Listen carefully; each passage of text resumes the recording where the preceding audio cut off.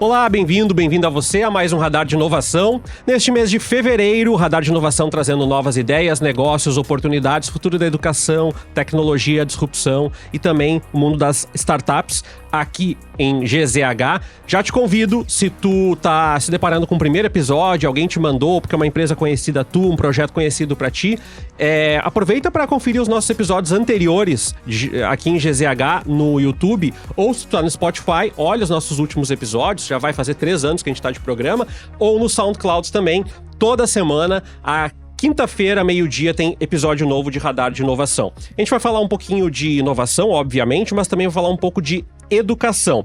O nosso convidado é o Guilherme Fortes, ele é diretor da Codifica. Eu vou explicar um pouquinho por que a Codifica é um pouco diferente das ideias que a gente já trouxe aqui no programa. A Codifica é uma iniciativa que trabalha com programas educacionais. Até aí, nada de diferente. Só que ela não trabalha apenas um público específico. Não é só educação técnica, não é só ensino superior. Trabalha com todas as etapas da educação e ela dá educação para tecnologia, para inovação, para pensamento computacional. A gente vai voltar a falar um pouquinho desse conceito também.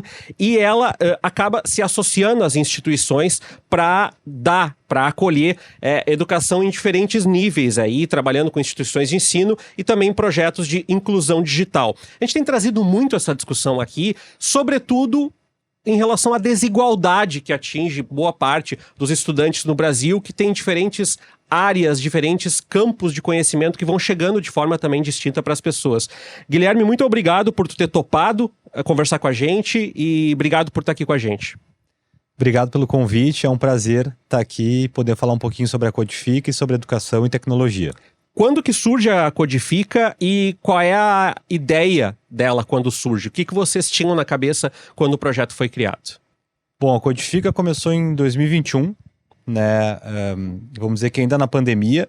Eu já trabalhava com ensino de tecnologia para crianças e adolescentes no modelo B2C, que a gente chama, ou seja, a gente tinha um espaço e as famílias levavam lá no extracurricular os filhos para terem aula de programação, de robótica, e o negócio estava indo muito bem.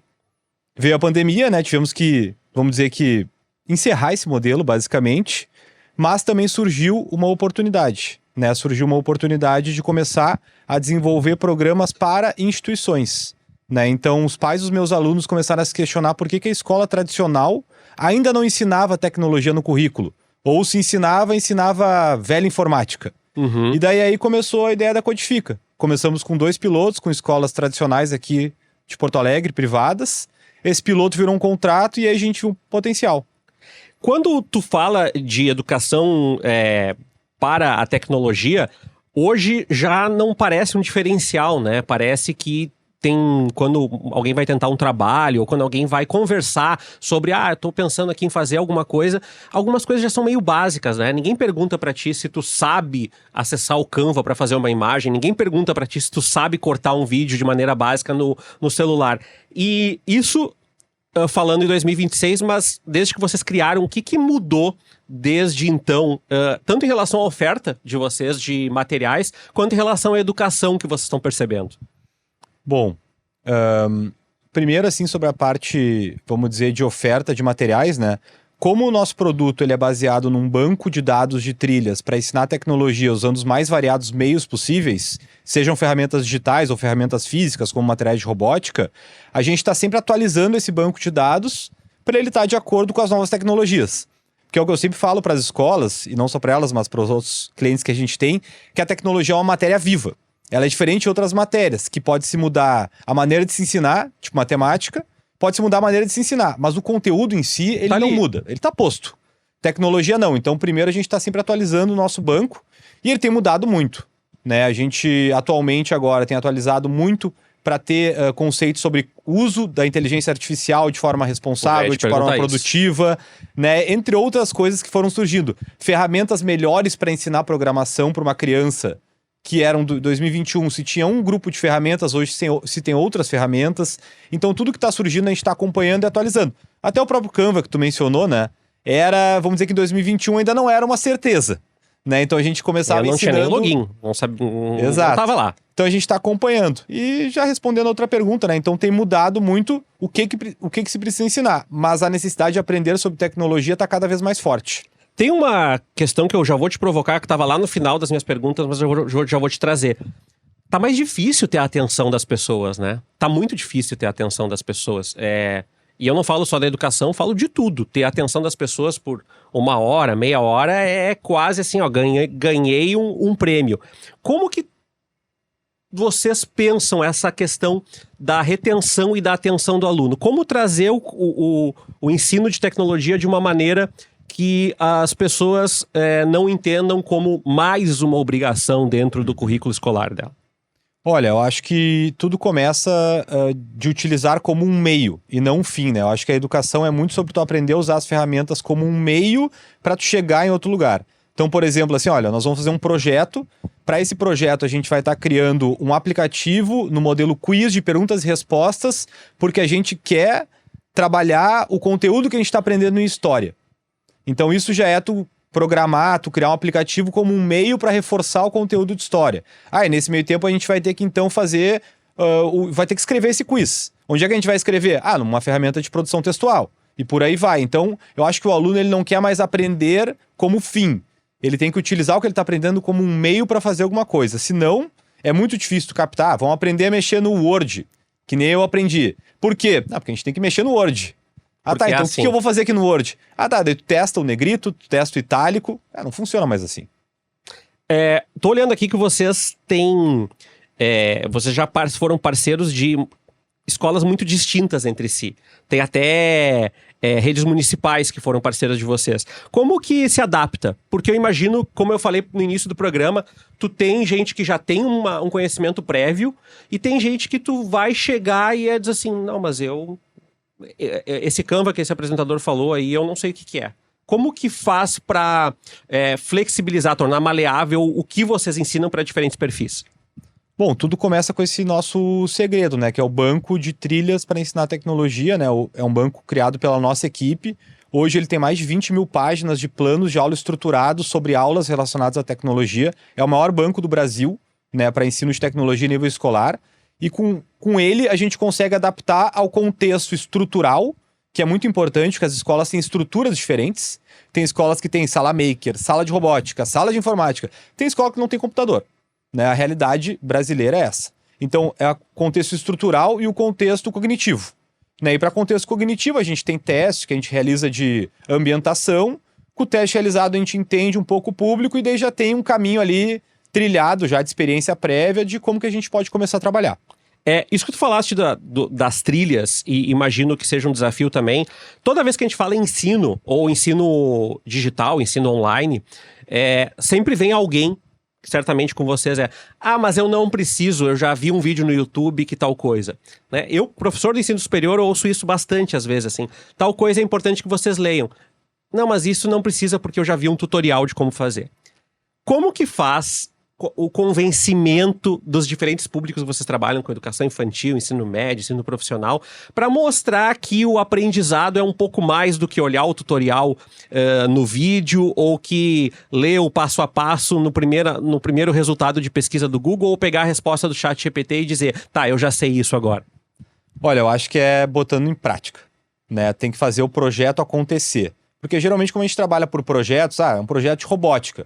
Então a gente vai ter que ir lá, vai ter que construir, vai ter que botar os sensores, vai ter que fazer a parte de automatização. Depois vai ter que testar aquela automação para ver se ela funcionou, né? A mesma coisa um jogo, ele vai ter vários desafios, fases, programações. Então eu vejo que muito é de botar o conhecimento na prática. Então beleza, tu sabe? Então programa o jogo, a turma vai testar e daí a gente vê se tá bom o teu projeto. Eu acho que a aprendizagem hoje tem que ser muito baseada em projetos por conta disso, assim, porque a gente consegue daí botar, vamos dizer que para rodar na prática, para que daí sim se teste, sabe? Bastei essa provocação que eu fiz aí das pessoas chegarem e dizer assim, não, mas eu já vi, eu sei. A provocação, ela começa a partir do momento que a pessoa começa a virar mais questionadora, né? Ali na adolescência, então, isso sim. Os pequenos é mais fácil, né? Porque é uma atividade muito lúdica e é uma atividade que eles gostam. Até os mais velhos, né? Então, assim, a gente trazer a oportunidade de um aluno poder criar o seu próprio jogo. Vamos dizer que a nossa matéria, ela tem uma facilidade hoje em dia, assim, sabe? Eu lembro de algumas matérias que o pessoal geralmente não gosta. Tecnologia hoje é uma matéria que se tu explica para o aluno o que ele vai ter oportunidade de fazer, a gente tem uma barreira a menos. Ele não é geralmente um detrator, assim. Muito bem. A produção e edição aqui do programa é do Lucas Vieira e a Ana Ruff está na operação de áudio e vídeo do programa. Guilherme, uma das coisas que a gente tem sido chamado a discutir, principalmente aqui no programa tem acontecido muito, é que a gente fala de ensino de tecnologia, ensino de computação. Qual ensino? O que nós estamos falando? E tu trouxe um exemplo muito prático, né? Eu lembro das aulas de computação do colégio e era isso assim, às vezes não era uma aula de Word e Excel, eram semanas e semanas, assim. Quem estava um pouquinho mais desperto pro assunto, ficava fatigado muito rápido. Dizia assim, meu Deus do céu, tu vai passar 2 horas dizendo como abrir um arquivo, eu já edito o arquivo, já faço tal coisa.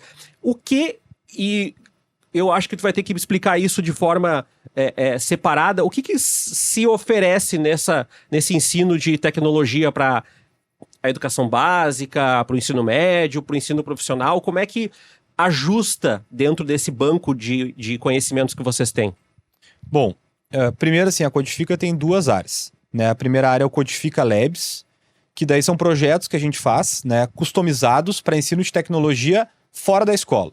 E daí é voltado para oportunidades do mercado de trabalho, né? Também oportunidades de inclusão digital para pessoas que estão sem esse tipo de conhecimento, estão em instituições sociais, por exemplo. Então é uma área mais para inclusão digital e mercado de trabalho quando a gente fala para fora da escola. Dentro da escola, a gente tem hoje a área da computação, que é obrigatória em todos os currículos escolares, públicos e privados do Brasil, desde a educação infantil dos 4 anos até o ensino médio. A computação, ela tem 3 eixos principais de conhecimento: pensamento computacional, mundo digital e cultura digital, né? Então, pensamento computacional é a capacidade de quebrar um problema em partes menores para solucionar ele de certa forma. Mundo digital são as ferramentas que estão à nossa disposição. O Canva, por exemplo, é uma delas. E cultura e cidadania digital é a parte de uso responsável e seguro da tecnologia. E isso é o que tem que ser ensinado para o aluno no currículo escolar. Como é que a gente ensina isso? A gente usa meios. A programação é um meio, o computador é um meio, a robótica é um meio, a cultura maker é um meio. Daí a gente vai usar os mais variados meios possíveis, a depender da estrutura, da orientação pedagógica, do que se entende ali que é o meio mais interessante para trabalhar com o aluno. Mas vocês se inserem também nessa etapa obrigatória da computação nas escolas, não é só o serviço como complementar, então? Hoje, a gente tem 18 mil alunos em escolas, dos quais 17 mil é currículo escolar. A Codifica ajuda a escola a estruturar um currículo escolar para ensinar a computação para os alunos. Os outros 1.000 alunos, daí atividades complementares, de extracurricular, clube da robótica, clube da programação e por aí vai. Mas a grande maioria é currículo mesmo. Isso que tu falou é importante para as pessoas, a gente até fez matéria em 0 Hora recentemente, é novo. Ou pelo menos a obrigação formal de ter computação com uma grade, com um programa de conhecimentos, é novo. E aí muita gente daqui a pouco está nos assistindo e diz, mas eu não sei se está pronto isso, porque muitas escolas estão tendo dificuldade de encontrar. E eu queria que tu falasse um pouco isso também. Vocês se inserem nesse nicho que não tem professores de tecnologia abundantemente. Não é assim como se tu batesse na porta e dizesse assim, tem professor de tecnologia para dar aula para crianças ou no ensino médio que domine essa matriz curricular? É mais ou menos isso, né? Exato. Então é novo, né? A computação ela faz parte da Base Nacional Comum Curricular desde 2022. Mas agora em 2026, o Conselho Nacional de Educação liberou uma normativa que tornou obrigatório, né? Então, vamos dizer que teve mais uma chancela, né? E além disso, também saiu a Estratégia Brasileira de Educação Midiática, que foi um adendo ainda à computação, que envolve daí toda essa parte de uso seguro da internet, da parte da informação, cuidado com fake news, enfim, por aí vai, né? E isso é recente, sim, né? E é uma dificuldade das escolas, é uma dor, é um desafio, né? E por isso que a gente oferece não só a parte do conteúdo, da trilha, do material que o professor vai utilizar para trabalhar com os alunos, mas também a formação do professor, que daí pode ser professor que tem vários tipos de licenciaturas, a gente faz essa parte para a escola, né? Que é isso, o que o Guilherme também está trazendo existe uma licenciatura em computação, mas é ínfimo o número de alunos que terminam essa licenciatura. E todas as escolas estão correndo atrás dizendo, eita, agora esse ano já está sendo cobrado que tenha lá o professor, e aí vocês fazem esse treinamento. Daqui a pouco o professor de geografia pode estar dentro desse programa, é isso? Isso, é super comum, principalmente educação infantil e anos iniciais, os professores regentes até, né, que são os professores que já cuidam de uma grande parte das matérias, eles cuidarem do período ali de computação, e depois, assim, diversos professores interessados, a parte do conteúdo a gente consegue apoiar, né? Tanto com a formação docente, com acompanhamento, o professor recebe um acompanhamento também quinzenal da nossa equipe, e depois ele, com os planos de aula estruturados, ele vai ministrando as aulas, a gente vai acompanhando e se desenvolve. É raro hoje ter professores de tecnologia, até porque quem tem o conhecimento de tecnologia acaba indo para tem um mercado de trabalho que emprega 30% das pessoas hoje. Então também tu tá competindo com outro mercado. É verdade, é verdade. Tu falou uma coisa que eu tinha anotado aqui, que eu queria trazer muito, que é toda vez que a gente fala em pensamento lógico, pensamento computacional, lógica computacional, assusta um pouco, mas eu queria que tu trouxesse um pouco do que se pretende com isso e o que a gente fala, o que a gente trabalha com alunos quando a gente fala em pensamento lógico computacional ou até em outros nomes de disciplina que tem esse mesmo conteúdo.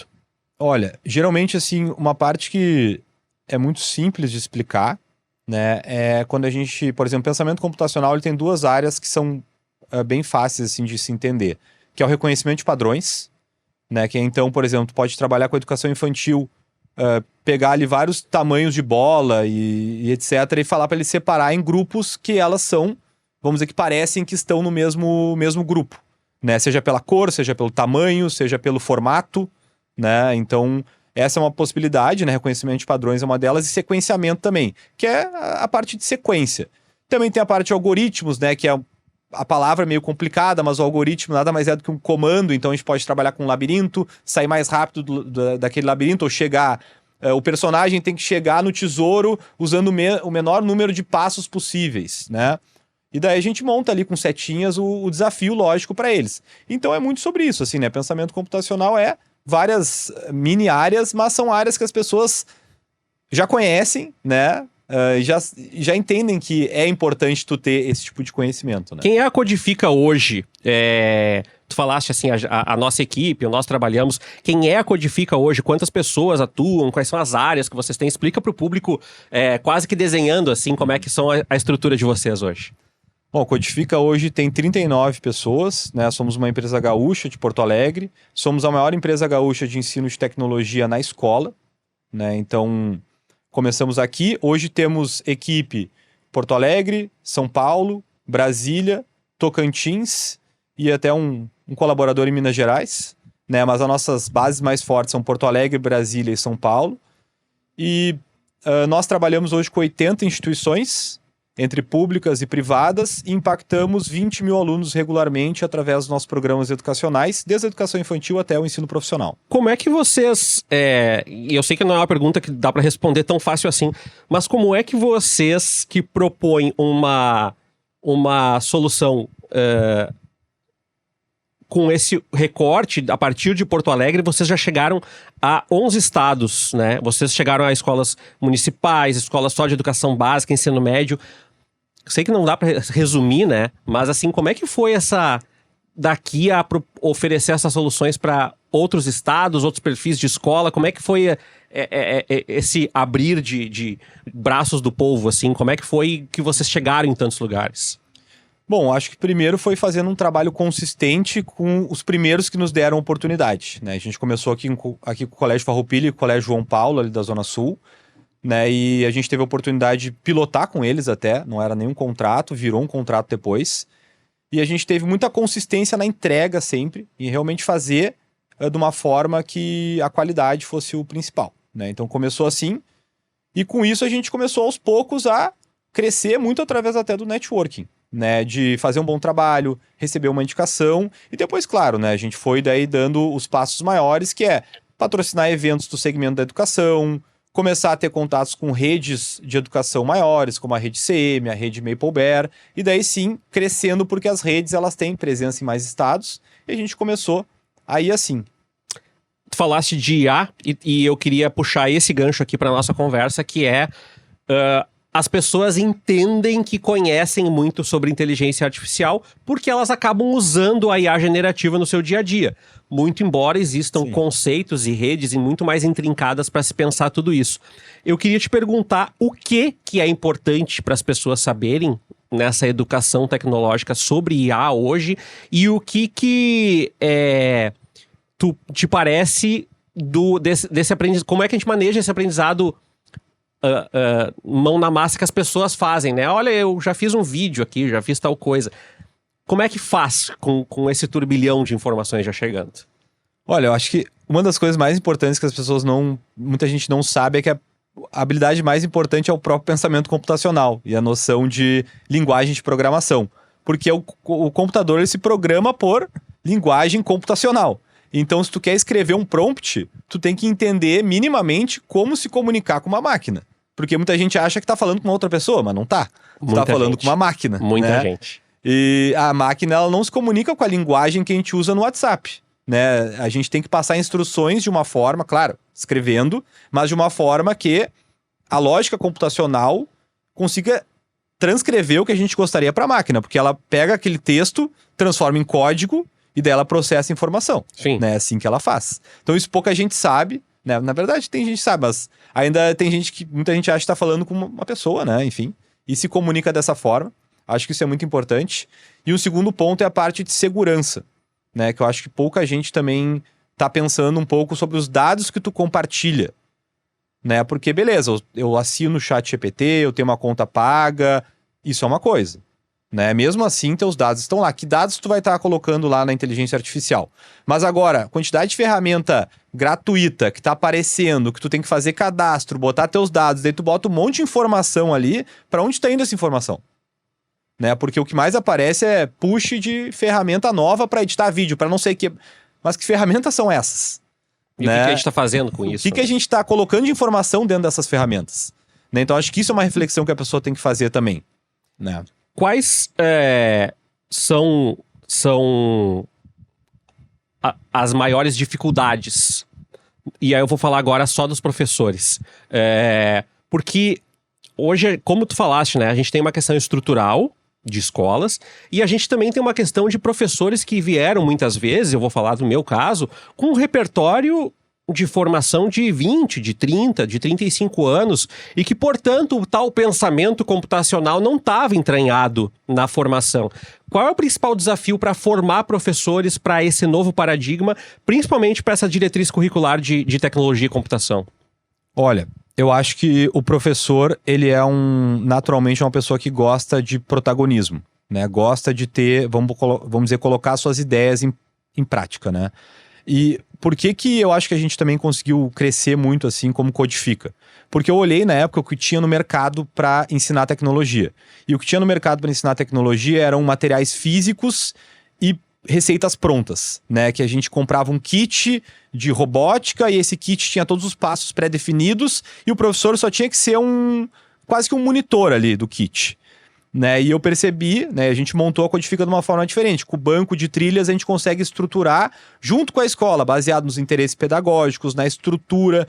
Então eu vejo que a principal objeção a gente quebra no momento que o professor ele consegue colaborar com a Codifica, né? Ele consegue, primeiro assim, a gente consegue entender o que ele tem de conhecimento, trazer uma trilha que talvez consiga potencializar um pouco já o que ele domina, o que ele não domina ele pode aprender com calma, né? E segundo, ele também colaborar, ele pode trazer, cara, eu queria muito criar um app com meus alunos aqui. Tem alguma coisa no banco, a gente pode programar isso pro ano letivo que vem. Então isso eu acho que é o grande diferencial que a gente tem, porque a gente constrói junto com a escola, que para a escola é ótimo, mas para o professor também é muito importante. Ele ter esse protagonismo no que ele vai usar de ferramenta e também depois no tema dos projetos. A gente tem toda uma parte que na metodologia de ensino o tema dos projetos ele é aberto, então o próprio professor pode ver qual o objetivo que a gente vai ter para criar esse game. Então eu acho que é pensar no protagonismo docente, assim, dele seguir tendo uma voz ativa, por mais seja um conteúdo novo que ele talvez vai estar ministrando. E aí, eu te perguntei um pouco dessa questão do professor e da educação, porque eu queria te perguntar lá do outro lado, que vocês também oferecem, além desse braço na educação de ensino médio e básico, ensino profissional. Como que vocês atuam na educação profissional? Com qual cobertura? Como é que funciona? A gente hoje, o principal projeto é com o grupo Mais Pra Ti, né? Que é um grupo de empresas gaúchas. Nós temos aqui, inclusive. O Christian, né? Isso aí. Tá. Foi um episódio bem bombado, inclusive, Legal. né, Lucas? Foi nosso episódio hit, assim, de audiência, inclusive. O Christian é uma pessoa incrível, né? E, bom, ele é o presidente, mas também é um dos mantenedores. A própria Codifica é mantenedora também. Né? É um grupo de empresas que promove bolsas na área de tecnologia, né? Para que as pessoas consigam se capacitar e depois buscar oportunidades de emprego dentro das empresas do grupo ou não. E daí tem diversas empresas, são mais de 50 empresas mantenedoras, várias grandes de tecnologia do Rio Grande do Sul. Esse é o nosso principal projeto. A gente cuida de toda a parte educacional do Grupo Mais Pra Ti, então cria o curso, nesse caso a gente ministra o curso também, a gente tem uma equipe de professores na Codifica, e esse é o principal projeto, e eu tenho também daí alguns projetos que eu faço customizado, por exemplo, já fiz com o Senac, com o Instituto Caldeira, enfim, daí capacitação docente para ministrar determinados conteúdos, ou vamos fazer um bootcamp com jovens, né? Mas são projetos mais customizados. O recorrente que a gente tem de empregabilidade hoje é principalmente com a Mais Pra Ti. Deixa eu te perguntar uma coisa que não é tão voltado pro tema do debate que é a Codifica hoje, que é esse cenário da educação para a tecnologia. Porque ao mesmo tempo que a gente está falando de crianças, a gente está falando de um mercado que foi completamente transformado, ou seja, tarefas estão sendo transformadas todos os dias e, principalmente, eu quero fazer essa provocação contigo aqui, algumas profissões estão deixando de estar como opções e outras, sem capacitação devida, estão surgindo. Eu queria te perguntar como é que tu tá lendo a educação para tecnologia hoje no Brasil. Tu já tá em outros estados, imagino que tu fale com pessoas da área, com escolas especializadas. Como é que é esse cenário? A oferta hoje de educação para a tecnologia, ela dá conta do que o país precisa, na média, pelo que tu tá circulando por aí? Não. Hoje, o Brasil, a proporção é menos de 10% dos estudantes tem aulas regulares de tecnologia como parte da formação escolar dele. Né? Então o Brasil está muito distante ainda, né? Até citando países próximos como Uruguai e Chile, que já tem na casa perto de 50%, Uruguai até um pouco mais.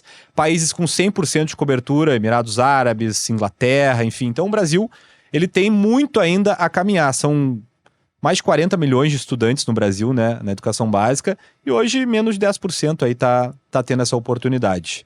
Então ainda tem muito chão no Brasil. Eu acho que para inverter todo esse problema que a gente tem hoje de uma baixa educação para tecnologia, uma baixa alfabetização, poucas pessoas capacitadas para entrar no mercado de trabalho de tecnologia, é tudo por conta de, na base, a gente ainda está deixando as pessoas com pouca estrutura de conhecimento em relação a isso, e daí depois o problema só cascateia, né?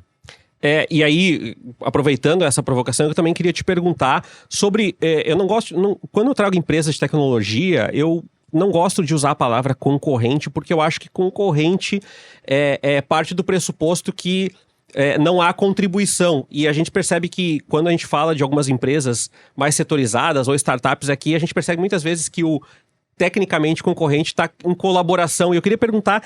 Quem são os players que atuam no mesmo segmento que vocês hoje? São escolas mais tradicionais? São escolas de informática?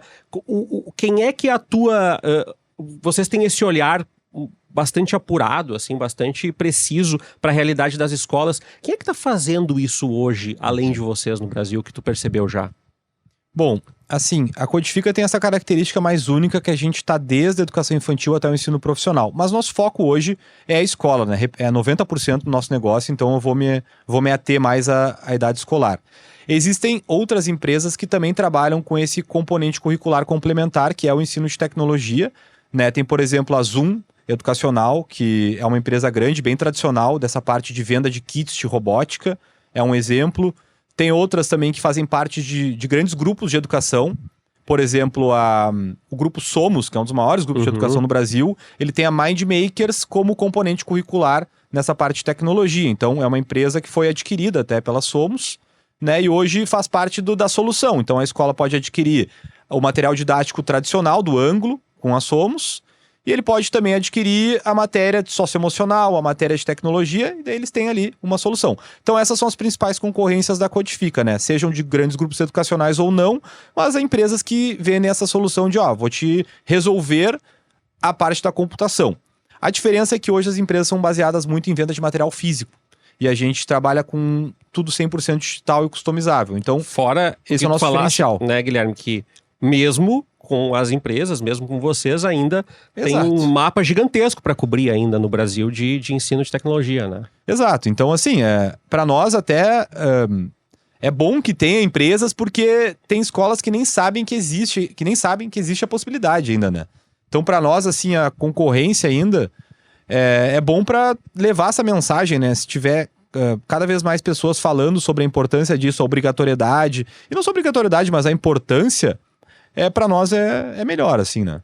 Eu queria te perguntar, eu sempre uso essa parte final do programa, vocês alcançaram resultados extraordinários na educação básica, vocês já têm no ensino médio, vocês já têm em vários estados, vocês já têm programa de educação profissional. Com 5 anos de empresa, o que vocês estão sonhando em curto e longo prazo, assim? O que vocês estão pensando para a Codifica aí nos próximos passos? Bom, primeiro, assim, a gente quer ainda se consolidar em mais grupos educacionais e ampliar bastante o nosso atendimento na escola privada, né? A gente está com uma meta aí de chegar em, vamos dizer, próximo dos 40 mil alunos em escola privada nos próximos 2 anos. Então esse é um grande objetivo. E o segundo maior objetivo que a gente tem é entrar na escola pública, né? A Codifica hoje ela não trabalha diretamente com a escola pública. A gente atende dos 19 mil alunos, 18 mil alunos, a gente atende mais ou menos uns 7 mil em escolas públicas, mas é através de um instituto, o Instituto Jama, né? A gente não tem contratos diretos com o governo, né? Uhum. E é um dos grandes objetivos. A gente quer ser tão forte como a gente é na escola privada, trabalho com institutos, também na iniciativa pública. Então eu diria que esses são os 2 grandes objetivos da Codifica dos próximos anos. Para quem gostou da iniciativa ou quer conhecer um pouco mais do trabalho de vocês, como é que vocês atuam, ou se podem acompanhar vocês, como é que segue vocês e onde que segue vocês nas redes? Fala também o site para que as pessoas conheçam o trabalho de vocês. Beleza. Então, para nos seguir no Instagram é Codifica, né, _edu. A gente também está no LinkedIn, Codifica, e o nosso site é www.codificaedu.com.br. O canal mais indicado é sempre o Instagram, então nos sigam lá, a gente está querendo crescer, como a gente é uma empresa B2B, a gente tem essa dificuldade, assim, de ter uma rede social mais ativa, assim, mais seguidores, então a gente está querendo muito ter uma presença mais forte lá. Sempre legal, né, Guilherme, quando a gente fala de educação para tecnologia, a gente está falando de escolas, mas o programa é para todo mundo, no fim das contas, né? Porque todos nós, e eu vou me colocar aqui, eu tenho 41 anos de idade, tivemos uma formação e ela não ficou defasada no conteúdo, mas na forma para o mundo que a gente vive hoje. Então, esse tipo de busca de formação é necessária para todo mundo que está nos acompanhando. Com certeza. Eu acho que é um conteúdo que ele vai só se transformar, né? Então, a gente tem que estar acostumado a ser um inconformado, né? Vamos dizer, de não saber, né? De aceitar, né? Que não se sabe tudo e continuar sempre buscando, porque realmente, às vezes, passa 2 anos e o que tu utilizava, as ferramentas que tu estava acostumado, elas já não são as ferramentas mais indicadas, elas já estão defasadas, né? A gente pode citar N ferramentas aqui que já foram substituídas, né? Então, eu acho que é um tema que realmente tem que estar ligado. Eu não te perguntei, fiquei curioso antes de eu encerrar o programa, qual é a tua formação? Sou formado em administração de empresas na Federal aqui, na URGS. E essa paixão na tecnologia, como é que virou isso? Cara, eu comecei a trabalhar com tecnologia e empreendedorismo em 2012. Comecei de estagiário, fui até sócio de um e-commerce, numa outra área completamente diferente. E daí, assim, eu já tinha uma bagagem financeira, uma bagagem de empreendedorismo. Tava buscando uma nova ideia. Fui para São Paulo e conheci em São Paulo um projeto de ensino de tecnologia para crianças, de programação. E eu tinha tido a oportunidade de já estar mais nesse meio da tecnologia, da inovação. E pensei, cara, programação é a próxima linguagem. Se eu aprendi inglês quando eu estudei no colégio e todo mundo ia no cursinho de inglês, vai todo mundo ir no cursinho de programação. E daí foi aí que veio a ideia da Codifica. Eu te pergunto porque várias vezes a gente traz gente aqui no programa e as pessoas dizem assim, mas esse pessoal da programação, esse pessoal da tecnologia, e na maior parte das vezes as pessoas não estão vindo de cursos da área de TI, que estão transformando a área também. Guilherme, muito obrigado. Guilherme, que é diretor da Codifica, que é essa empresa que está trabalhando com educação para a tecnologia e para o futuro. Obrigado pelo teu tempo e pela tua presença aqui. Muito obrigado, valeu mesmo, foi bem bacana. Te convido a acompanhar o próximo Radar de Inovação, toda quinta-feira ao meio-dia. A gente volta na próxima quinta-feira, então. Um abraço, tchau.